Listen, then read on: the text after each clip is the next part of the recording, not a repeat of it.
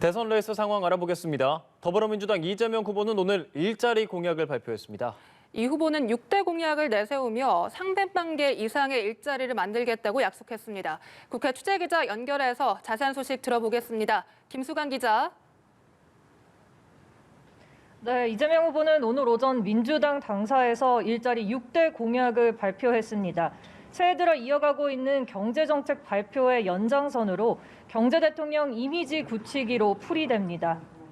이 후보는 디지털과 에너지, 사회서비스 분야의 대전환을 통해 300만 개 이상의 일자리를 만들겠다고 약속했습니다.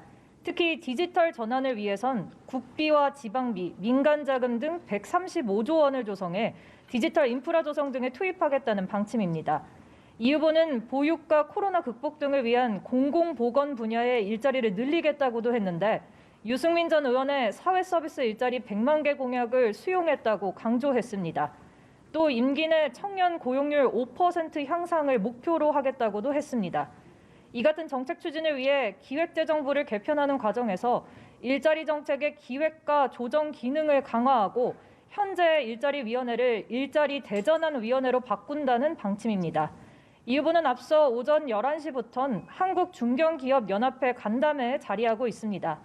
이 후보는 오후엔 여의도에서 열리는 소상공인연합회 신년 할애식에도 참석합니다. 국민의힘 윤석열 후보도 오늘 이 행사에 참석하는 만큼 두 후보는 어제에 이어 다시 한자리에 모이게 될 예정입니다.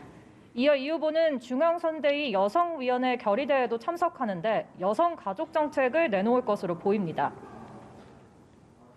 네, 야당 상황도 알아보죠. 국민의힘 윤석열 후보는 오늘 오전 사회복지사들과 만났다고요? 네, 윤석열 후보는 오늘 오전 사회복지사협의회 간담회에 참석했습니다. 종사자들의 고충에 귀 기울이고 처우 개선을 위한 대책도 내놓습니다. 윤 후보는 현재로선 사회복지사 임금이 지역과 소관 부처에 따라 서로 다르다며 이러한 임금 격차 해소를 위해 단일 임금 체계를 단계적으로 도입하겠다고 약속했습니다. 또 많은 사회복지사가 감정 노동뿐 아니라 위험하고 폭력적인 근무 환경에 노출돼 있다는 점을 언급하며 신변 안정과 피해 구제를 위한 제도적 장치도 마련하겠다고 공약했습니다.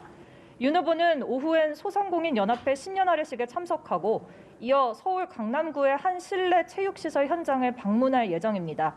현행 방역 조치로 경제적 피해를 입은 체육시설 종사자들의 이야기를 듣고 관련 공약도 발표할 계획입니다. 한편 국민의당 안철수 후보는 오늘 일정을 전면 취소하고 전남 한평행에 올랐습니다. 최진석 서강대 철학과 명예교수를 만나기 위해서입니다.